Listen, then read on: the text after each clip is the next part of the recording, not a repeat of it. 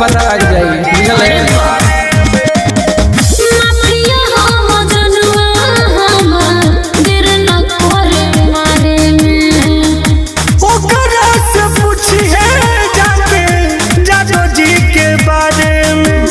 बुझल खर्चा